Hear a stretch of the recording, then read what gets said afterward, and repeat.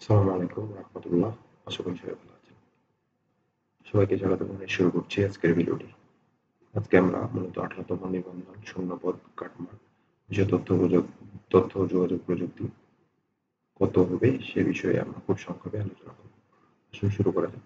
School পর্যায়ে কাটমাপ ও শূন্যপদ বিষয় তথ্য ও যোগাযোগ প্রযুক্তি।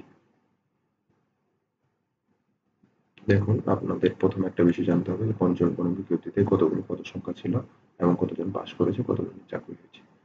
চলুন শুরু করি। পঞ্চম কোন বিজ্ঞপ্তিতে পদ সংখ্যা ছিল ৮,৪২৯টি, সেখান থেকে পাস করেছে মাত্র ৪৯টি, অর্থাৎ এখনো পদ সংখ্যা ফাঁকা রয়ে গিয়েছে আপনার ৪,৪১০টি।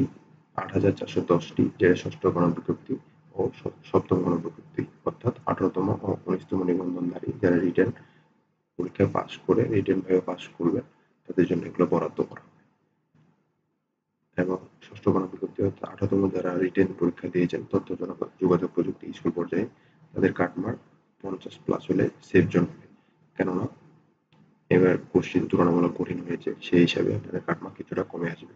এবং যারা 50+ পাবেন তারা এখন থেকে রিটেনের প্রিপারেশন শুরু করেন, কেননা আপনারা যারা পাস করবেন ইনশাল্লাহ সকলেরই চাকরি হবে। দেখেন এখানে 8,410টি পদ এখনো ফাঁকা রয়ে গেছে এবং এর সাথে আরো কিছু যোগ হবে ষষ্ঠ গণবিজ্ঞপ্তিতে। সেই হিসেবে বলা যায় যারা এবার পাস করবেন তাদের চাকরি ইনশাল্লাহ সবাই নিশ্চিত হবে। এই ছিল আজকের বিষয়। ভিডিওটি ভালো লাগলে অবশ্যই সাবস্ক্রাইব করবেন এবং কোনো কিছু জানানোর বা মতামত থাকলে কমেন্ট বক্সে জানাবেন। সবাই ভালো থাকবেন। আল্লাহ।